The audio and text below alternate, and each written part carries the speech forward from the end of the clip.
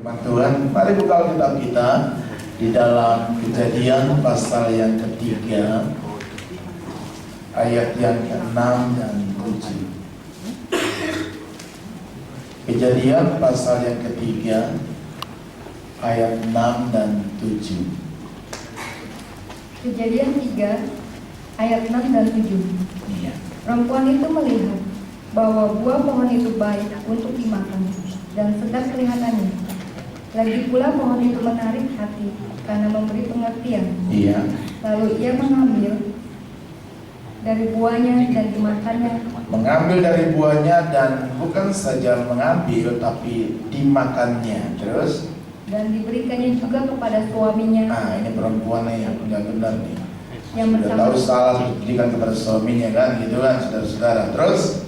yang bersama-sama dengan dia. Dan suaminya pun memakannya. Suaminya juga memakannya. 7. Maka terbukalah mata mereka berdua, dan mereka tahu bahwa mereka telanjang. Lalu mereka menyemat daun pohon ara dan membuat syawak. Iya. Khotbah yang akan saya sampaikan ini cukup berat, saudara-saudara, karena ini berkaitan dengan perjanjian lama, masa penciptaan. Saudara-saudara yang terkasih, tapi coba saya akan membuat sedemikian simple dan sederhana supaya saudara-saudara dapat mengerti. Bapak Ibu, ketika Adam dan Hawa pertama kali jatuh ke dalam dosa, maka ada konsekuensi nyata akibat daripada apa yang mereka perbuat. Jadi orang yang berbuat dosa pasti ada konsekuensinya. Orang yang melakukan dosa pasti ada konsekuensinya.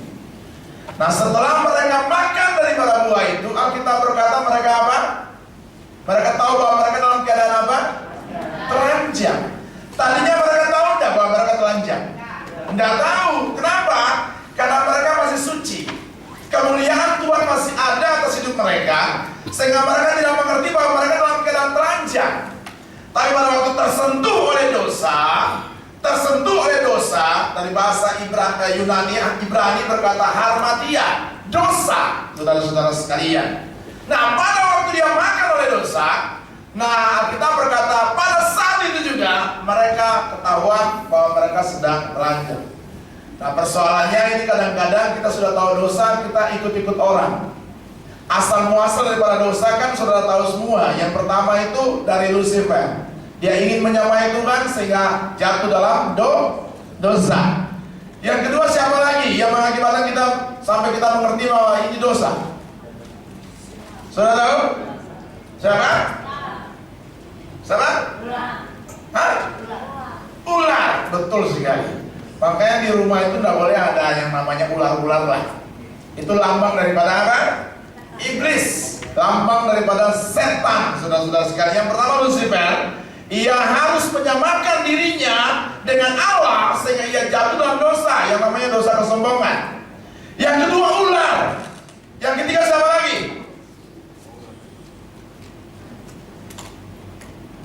Ini pasti mahasiswa pintar-pintar kan, orang mahasiswa Maranatha kan saya dengar tuh Maranatha di Bandung kan luar biasa kan, ya kan, haleluya. Dan jemaat sini juga cerdas-cerdas. Jemaat sini tuh, waduh, cerdas-cerdas. Yang ketiga Hawa, manusia kedua yang diciptakan oleh Allah. Nah sayangnya harusnya dia sendiri yang mau dalam dosa, tetapi rupanya dia ikut-ikut juga, dia ajak-ajak juga orang, yaitu suaminya sendiri, saudara-saudara sekalian, yaitu Adam, sehingga dia jatuh dalam dosa. Nah Lucifer, siapa lagi? Ular, Hawa, Adam termasuk gak? Adam termasuk gak? Termasuk. Dosanya dia juga yang berbuat, kok dia kan sama-sama juga menikmati akan dosa tersebut kan. Saudara-saudara sekalian kasih dalam Tuhan, ada 4 hal yang saudara-saudara sudah ketahui. Dan hari ini akan saya menjelaskan perlahan-lahan saja supaya saudara-saudara mengerti. Saya sudah katakan tadi bahwa khotbah ini agak cukup berat, saudara-saudara sekalian. Kita dikasih tema, tapi kita coba untuk menyampaikan sesuatu di luar mungkin nalar saudara-saudara sekalian. Nah, saudara sekalian, saya memberitahukan bahwa pada waktu di Taman Eden dia terusik. Karena apa? Karena dia sudah mengerti apa artinya dosa. Pada waktu dia makan buah tersebut, buah pengetahuan baik dan pengetahuan jahat itu, maka dia tahu bahwa dia berdosa. Nah, pada waktu itu ada jurang yang memisahkan antara Allah yang Maha Suci dengan manusia yang berdosa. Ada jurang yang memisahkan antara Allah yang Maha Kudus, Allah yang Maha Suci, dengan manusia yang berdosa. Saudara-saudara sekalian, manusia juga pada saat itu terkena kutuk yang namanya kutuk dosa. Di antaranya apa? Manusia mengalami apa yang namanya penderitaan. Coba buka Kejadian pasal 3 ayat yang ke-16. Kutuk dosa sudah merebut bahagian berkat yang luar biasa, sehingga manusia harus mengalami apa yang namanya penderitaan. Kutuk dosa sudah menjalar sedemikian rupa sehingga mengalami apa namanya penderitaan. Kejadian 3 ayat 16. Kejadian 3 ayat 16. Firman-Nya kepada perempuan itu, susah payahmu waktu mengandung akan kubuat sangat banyak. Dengan kesakitan engkau akan melahirkan anakmu, namun engkau akan beralih kepada suamimu dan ia akan berkuasa atasmu. Menderita bukan? Makanya kutuk itu sudah ada. Wanita-wanita, kalau engkau mengandung, engkau melahirkan, itu engkau menderita. Sekarang sudah ada zaman yang namanya sesar ya Pak ya. Sesar sudah mulai enak. Nah, pada waktu itu kutuk sudah menderita, mengenal manusia sekalian, dan dia sudah menderita yang namanya dosa akibat daripada tante Hawa itu. Dia melakukan dosa, makanya kita wanita-wanita harus menderita yang namanya menderita persalinan. Tante Hawa tuh benar-benar gara-gara dia lagi kita semua, apalagi kan ibu-ibu sini yang sudah pernah mengalami apa yang namanya kelahiran ya. Sudah pernah mengalami apa namanya kelahiran, susah nggak melahirkan? Susah loh. Itu gara-gara tante Hawa itu. Gara-gara tante Hawa makanya dibilang kamu akan susah payah dalam melahirkan. Sekali lagi baca ya supaya tegas ya. Enggak ada LCD-nya, enggak ada. Coba baca ibu. Yang tadi ayat tadi. Kejadian 3 ayat 16. Firman-Nya kepada perempuan itu, susah payahmu waktu mengandung akan kubuat sangat banyak. Dengan kesakitan engkau akan melahirkan anakmu, namun engkau akan beralih kepada suamimu dan ia akan berkuasa atasmu. Demikian kan saudara-saudara sekalian. Demikianlah, makanya wanita-wanita ini, banyak-banyak anak-anak muda sini, ya berpikir dulu ya sebelum menikah ya. Berpikir dulu karena Anda akan masuk dalam hal seperti itu. Kita orang-orang muda pasti Pak, namanya menikah sih pasti Pak. Tapi nanti kalau kita menikah punya anak gimana? Ya harus mengalami apa yang namanya kutuk dosa itu, akibat daripada tante Hawa yang melaksanakan semuanya itu. Nah, kalau seandainya sudah menderita, sudah melahirkannya susah, terus suaminya nggak baik pula, waduh ini gawat ini. Ini repot ini. Suami yang tidak bertanggung jawab dan segala macam. Ada banyak orang berkata, Pak, saya sudah nggak cocok lagi dengan dia. Gimana nggak cocok? Berapa anakmu sekarang? 5. Loh, udah punya 5 anak baru nggak cocok gitu saudara-saudara sekalian. Kenapa nggak dari awal sih? Kenapa nggak dari awal mengatakan nggak cocok? Itu akibat tante siapa tadi? Tante Hawa. Tapi tidak apa-apa, emang harus begitu kok. Kalau kita akan menjelaskan mengenai masalah penciptaan, ini masalah berat saudara-saudara sekalian. Tapi saya akan coba masuk di dalam hal-hal yang simpel dan sangat sederhana. Saya berharap saudara-saudara mengikuti dari awal sehingga saudara mengerti apa yang saya tangkap, saudara-saudara. Yang kedua, akibat daripada bentuk dosa bukan saja penderitaan, tapi susah payah. Ayat yang ke-17 itu. Kejadian 3 ayat 17. Iya. Lalu firman-Nya kepada manusia itu, karena engkau mendengarkan perkataan istrimu dan makan dari buah pohon yang telah kuperintahkan kepadamu, jangan makan daripadanya, maka terkutuklah tanah karena engkau. Dengan bersusah payah engkau akan mencari rezekimu dari tanah sumber hidupmu. Amin. Susah payah enggak? Susah payah enggak? Susah, bekerja dengan susah payah. Cuma kita oleh belas kasihan Tuhan saja, oleh rahmat dan anugerah Tuhan aja, oleh penebusan yang namanya kasih karunia, kita boleh sangat luar biasa. Apalagi seandainya saudara bekerja, namanya bekerja harus bersusah payah. Ada orang-orang tertentu berkata, Pak, saya capek banget bekerja. Nggak bisa, harus bekerja. Mau dapat uang, bekerja. Makanya saudara bekerja kan saudara harus kuliah tinggi-tinggi dan segala macam. Harus bekerja, harus masuk dalam wilayah itu.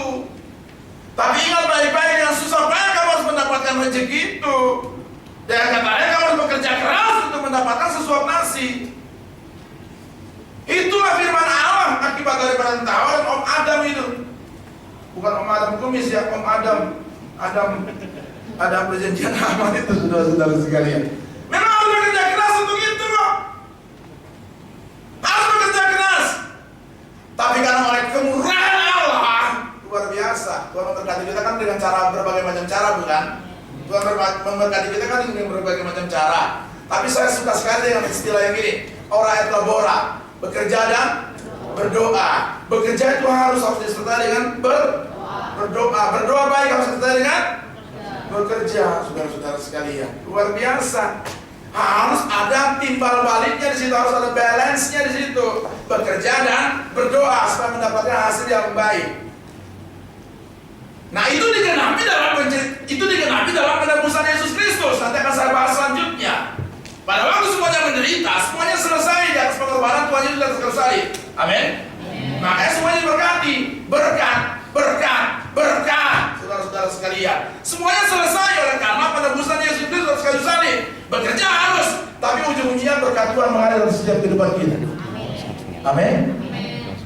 Kalau mengenai berkat, pasti aminnya kencang ya. Semua pasti begitu. Jadi yang pertama butuh yaitu penderitaan. Kita harus mengalami apa namanya? Wanita, ingat baik-baik, penderitaan mengenai masalah melahirkan. Yang kedua, susah payah dalam bekerja. Oh, kalau udah bekerja begitu Pak, ya katanya bekerja iya. Yang paling supaya banget, yang paling sial banget kalau pakai bahasa itu, sudah begitu dapat suami yang pengangguran pula. Wah, udah kayak begitu sih, repot lah. Suami nggak bisa berbuat apa-apa. Yang bekerja istri. Ini sudah kebalik-balik ini. Istri boleh bekerja enggak? Ya boleh. Semenjak Tuhan masih percayakan kepada dia pengetahuan, kesehatan, bekerja aja. Tapi persoalannya karena kadang-kadang kita harus mengerti bahwa suami kadang-kadang di rumah pengacara, pengangguran banyak, acara, jalan, segala macam. Tadi pagi saya khotbah di satu gereja, banyak orang Batak di sana. Orang Batak yang lebih takut pendeta daripada Tuhan. Ya Bu ya. Orang Batak itu biasanya takut pendeta dari Tuhan. Buktinya apa Pak? Saudara kalau pergi ke orang Batak ya, nanti saudara tersinggung, bukan orang Batak di sini, orang Batak di sana. Saudara kalau pergi ke orang Batak kalau lagi main judi, biasanya orang main judi, kalau pendeta datang, dia bilang stop dulu Pak Pendeta. Biasa begitu, stop dulu kita main judinya. Karena apa? Ada Pak Pendeta. Nanti kalau Pak Pendeta sudah pergi, kita teruskan lagi. Biasa orang Batak begitu loh. Dia lebih takut Pak Pendeta daripada takut Tuhan. Harusnya kalau dia takut Tuhan, nggak bakal dia main judi. Amin. Makanya kalau orang Batak bertobat, lihat aja cara dia tepuk tangannya beda. Mari kita bersukaria, yang bekas judi lu. Enggak semua, tapi ada kebanyakan juga begini. Lihat aja kalau dia udah kebanyakan kita lah. Biasa kalau tepuk tangan begini kan, dia gini, bukan kocok dulu. Biasanya begitu saudara-saudara sekalian. Melihat tukang pedagang juga bertobat, lihat aja pada waktu cara dia memuji Tuhan. Pedagang di Tanah Abang tuh banyak begitu. 1 meter berapa? Kayak begitu loh, kalau dia bertobat, kelihatan di cara bertepuk tangan begitu, kelihatan saudara-saudara sekalian. Makanya kita berkata begini, kalau engkau mengandalkan manusia terkutuk kamu. Makanya harus mengandalkan Tuhan. Orang ini gimana? Orang apa namanya? Orang Ambon segala macam, biasa sama. Orang Manado gimana? Orang Manado sih ya, semua punya ciri-ciri khas ya. Orang Manado juga kadang-kadang ada, bukan Manado di sini, bukan Manado di tempat-tempat lain. Kemarin saya baru keluar dari Manado, baru saya turun hari Sabtu kemarin. Saya lihat, meskipun Maragasi orang-orang Manado sih banyak yang model-model kayak begitu. Cakep sih cakep. Nggak ada duit, yang penting aksi. Orang-orang nggak usah tersinggung, orang dari sana, orang dari sini. Orang Jawa dulu, kalau saya diinjak, mas, kakimu di atas kakiku. Tapi kadang-kadang munafik. Jawa bukan Jawa di sini, Jawa di sana. Ya kan sudah pernah naik bis kota gitu ya. Kita kalau orang apa gitu kalau diinjak, kakiku kan tuh. Tapi kalau orang Jawa lain, mas, kakimu permisi, adanya di atas kakiku. Orang Jawa. Yesus beri makan 5.000 orang. Pada waktu itu sisa berapa? Sisa berapa? 12 bakul. Itu pasti banyak orang Jawa di situ. Orang Jawa makan sedikit-sedikit. Tapi kalau bakul itu ada orang Ambon, orang Batak, saya kira nggak ada 12 bakulnya. Kalau waktu itu orang Batak dan orang Ambon, orang Manado di sana, saya kira nggak ada 12 bakul deh. Karena waktu itu orang Jawa banyak, jadi sisanya 12 bakul. Tapi kalau orang Batak dan orang Ambon nggak ada 12 bakul di sana. Masih habis rata. Saya pergi dalam perkawinan orang-orang Batak, begitu saya lihat, habis. Saya perkawinan orang-orang Manado, nggak ada sisanya. Maka perisa-perisa dalam tas-tas itu bawanya apa? Kantong kresek.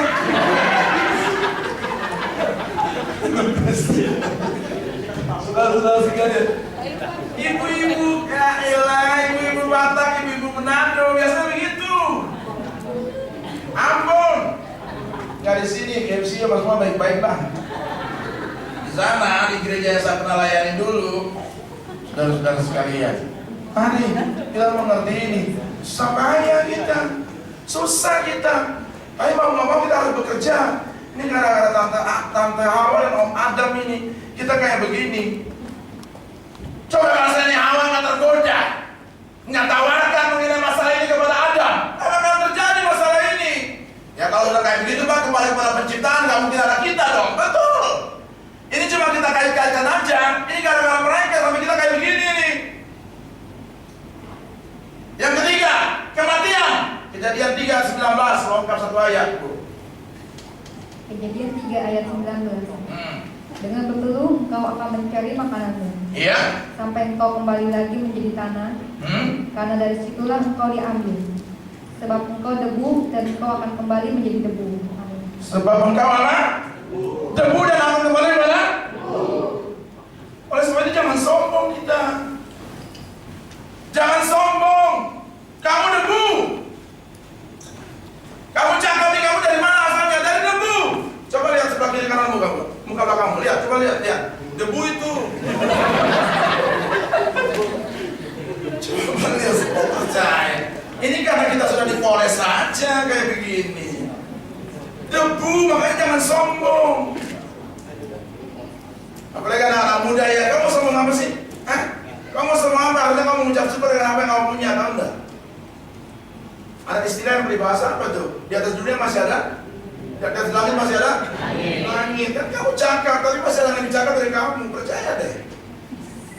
Saya udah pandang ini kamu cakap banget, tapi setelah saya lihat, masih belum berapa apa nih. Saya udah tahu ini cakap banget, masih kalah nih. Saya lihat Jihan Mahiro itu cakep loh. Tapi masih kalah sama Tamara tuh. Saya lihat Tamara itu cakep loh. Masih kalah sama si Luna tuh. Saya lihat Luna cakep loh. Oh iya cakep ya, tapi masih kalah sama istriku. Loh kita memegangkan siapa lagi kalau bukan memegangkan istri kita, bukan? Meskipun dia peot atau gemuk ya itu istriku. Apa lu? Gitu loh saudara-saudara sekalian, makanya jangan sombong. Kamu baru punya mobil Kijang aja, Innova ya sombong kayak apa? Masih ada yang punya lebih hebat daripada kamu. Masih ada yang punya apa? Honda. Masih punya Honda. Itu yang masih udah hebat. Masih ada punya Ampart ya. Masih kamu yang sombong nggak? Masih ada punya Lamborghini, tau nggak? Masih ada apa lagi? Udah nggak ngerti lagi. Ya orang itu sombong. Maaf ya, saya kasih tahu ya. Saya kira saya udah kayak gini, saya udah ganteng. Tapi setelah saya lihat Pak Markus, dia lebih bagus dari saya. Dan saya mau beritahu, ya, Pak Markus juga nggak bisa berbuat apa-apa. Pak Hadi lebih keren. Pak Hadi kamu juga jangan sombong, Pak Hendro lebih cakep. Jadi kita mengucap syukur dengan apa yang ada, amin. Lawan zaman ini tadi saya kasih tahu ya. Ya, kamu nggak punya jerawat kan? Kamu nggak punya jerawat, saya lihat bagus-bagus semua nih. Mau belajar kamu ucap syukur. Kamu jangan sombong, Tuhan kasih jerawat lu. Masih belum bertobat lagi, kasih bisu lu. Makanya mengucap syukur dengan apa yang ada. Tuhan baik buat setiap kita. Amin. Untuk itu sudah diangkat, semuanya udah diangkat. Atas apa? Atas penderitaan Tuhan, atas kayu salib. Amin. Semuanya itu akan kehilangan kemuliaan Allah. Kita sudah semuanya pada waktu dosa Adam dan Hawa, waktu manusia itu makan pohon pengetahuan jahat dan pohon pengetahuan baik, selesai di situ. Sudah selesai. Tapi lewat pengorbanan Yesus atas kayu salib, semua kita sempurna lagi, bagus lagi, luar biasa lagi. Ini diciptakan. Makanya Alkitab berkata kita biji matanya Allah. Itu berarti gambar dan semua kita itu seperti Yesus. Seperti Yesus, men. Seperti Yesus. Makanya orang berkata lo jelek, lo nggak bisa. Kamu kalau bilang kata saya jelek, lo menghina penciptaanku, Yesus. Kayak gitu. Makanya saya nggak pernah pandang orang jelek. Saya akan semuanya cantik. Kenapa? Yesus kita luar biasa. Amin. Yesus kita luar biasa. Coba baca Roma.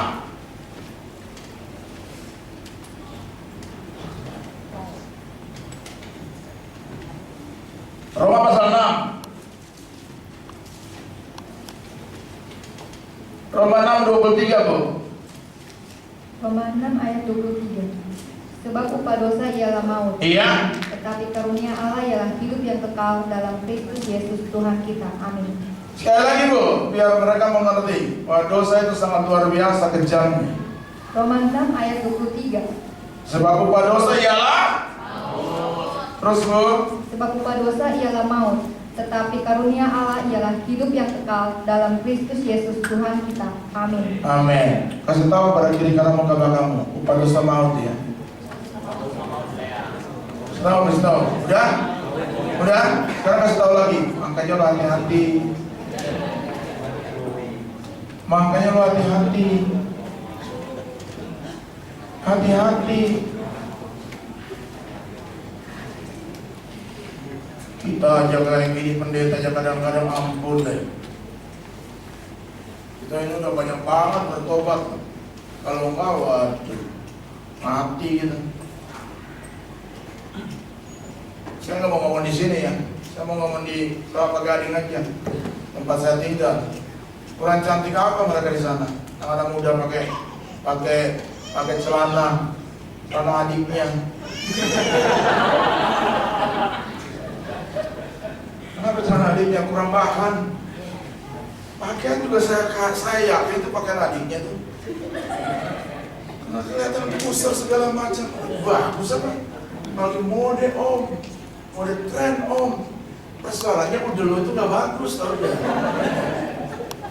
Lu kasih lihat situ buat siapa sih? Kita kayaknya nggak tertarik deh kayak gitu-gitu dah.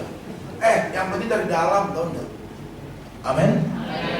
Anak-anak muda ya cari cewek ya cari cowok segala macam ya. Kamu jangan lihat luarnya aja, bisa tertipu kok luar.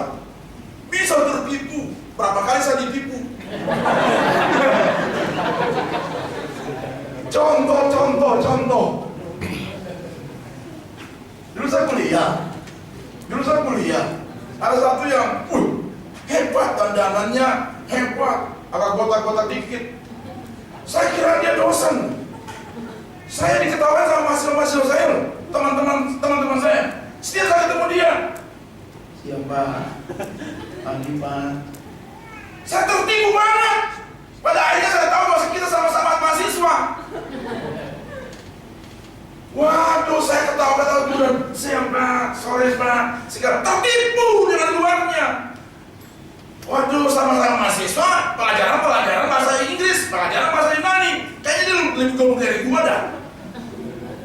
Tapi kita bisa tertipu dengan masalah-masalah kayak gitu. Ingat peristiwa anak-anak daripada si Daud dan segala macam. Dia pada waktu Tuhan menempatkan salah seorang untuk menjadi Israel, menjadi raja atas Israel. Kan Daud yang dipilih kan? Kenapa? Tidak melihat tidak melihat luarnya, lihat dalamnya, innernya ini loh. Ini yang penting. Memang saya diakui bahwa di luar itu penting, tapi dalam lebih penting. Bagi saya rohani lebih penting. Amin. Kalau rohani udah penting, dari luar itu gampang. Tuhan pasti tolong dan Tuhan berkati. Pak, kalau masalah itu Pak, kita tahu Pak. Mana buktinya? Masalah itu kita tahu Pak. Cari cowok itu Pak, masalah dadu yang penting luar Pak, karena luar itu nggak bakal bisa berubah Pak. bahaya kalau udah kayak gitu tuh. Luar Pak nggak bisa berubah Pak, kalau udah personalnya jelek, jelek terus Pak. Tapi kalau dalam ini kan bisa perbaiki Pak. Keliru itu pasti pikir orang dunia itu. Bagi saya jangan, makanya Paulus berkata di manusia dalam, manusia roh, manusia jasmani tetap harus diperbaiki, perbaharui dari hari ke hari. Jangan ganteng doang ya, ganteng doang. Aduh, saya mau buka rahasia nih. Hampir istri saya tertipu pada waktu itu. Hampir, untung Tuhan tetap cegah dan Tuhan tetap memberkati. Bagaimana nggak tertipu? Setiap saya apel pasti pakai mobil rental. Setiap saya ngapel dia pasti pakai mobil rental. Untung Tuhan baik dan Tuhan cepat pulihkan dan berkati. Sampai kadang-kadang keluarga bilang, hebat ya, cuma mobilnya ganti-ganti. Dia nggak tahu itu setiap hari saat ngapel pakai mobil rental. Manusia lihat luarnya, manusia lihat luarnya, Tuhan lihat hati. Saya sudah kasih contoh banyak hal di sini kan. Di sini aja nggak kelihatan. Di sini aja nggak kelihatan. Di beberapa pendeta itu pekerja lihat pendeta datang pakai apa. Orang lihat manusia luarnya. Pendeta lagi kerja pakai apa dia? Kalau pakainya naik bajai, masuk sendiri duduk di mana terserah lu.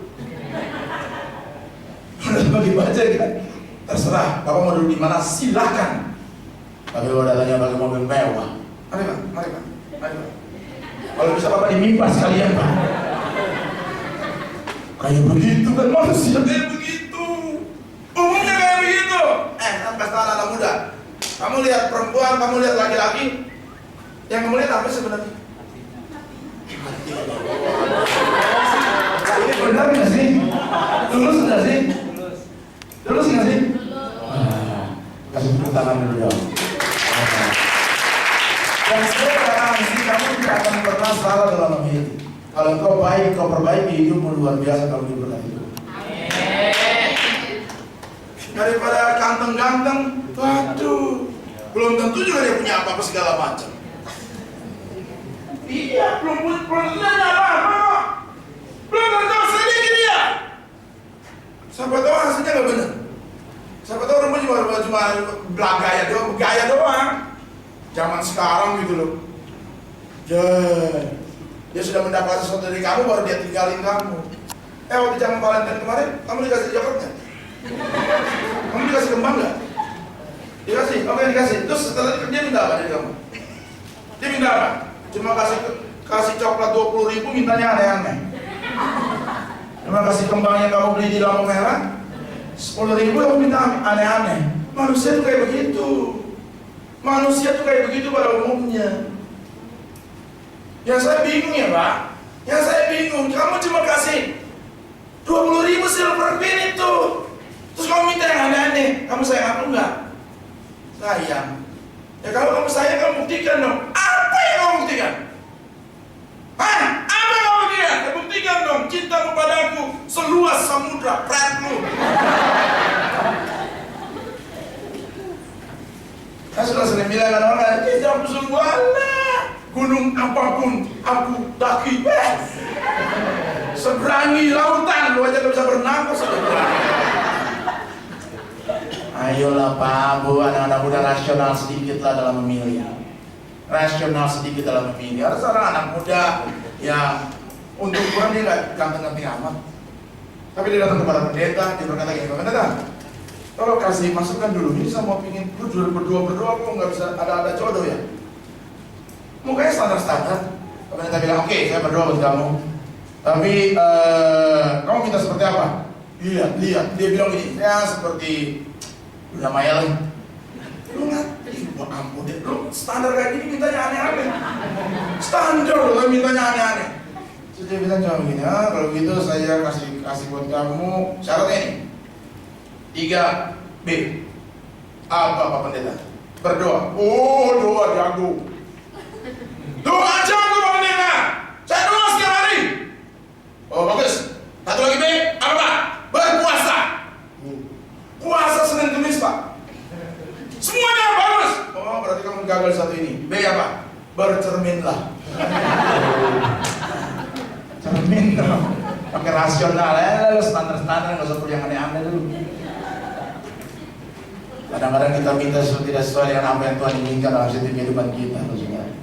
Mari Pak, tuh adik-adik muda. Tidak kebetulan kamu ada di tempat ini. Saya nggak ngerti dalam rangka apa kamu sini. Saya nggak ngerti apakah ada ulang tahun apa segala macam, saya juga nggak ngerti. Tapi yang saya pastikan, saudara pasti Tuhan punya rencana yang baik dalam kehidupan saudara. Karena di Bandung nggak ada gereja, udah jauh-jauh dari sini. Tapi karena ada rencana Tuhan yang besar atas hidup saudara. Tidak kebetulan kau ketemu dengan pendeta Markus, pendeta Samuel, Pak Handi, buka lowongan cepat-cepat, banyak yang cantik. Tuhan pasti menolong kita semua, amin. Tuhan pasti menjaga kita semua. Banyak penderitaan, banyak susah payah, banyak kematian. Saya bersama dengan Tuhan kita jangan menyambut segala perkara. Berjalan dalam relnya Allah, maka Allah akan menyertai kita sekalian. Masalah dosa itu masalah perjanjian lama. Setelah Yesus mati, semuanya selesai. Yesus mati punya tujuan, supaya apa? Supaya kita hidup. Hidup apa? Dalam segala kelimpahan. Makanya jaga hidup saudara dengan baik. Lakukan apa yang Tuhan mau dalam hidup saudara. Maka ketahuilah Allah mesti menjaga kita dengan sempurna. Engkau jalankan apa yang Tuhan inginkan. Lihatlah perkara dan rencana Allah terus akan Allah genapi dalam setiap kehidupan kita semua. Selamat, Tuhan memberkati kita sekalian. Selamat ulang tahun kepada anak daripada Pak Handi. Tuhan memberkati panjang umur dan sehat semua. Dan kepada rekan-rekan adik-adik mahasiswa dari sekolah Maranatha, Tuhan memberkati kita sekalian. Amin.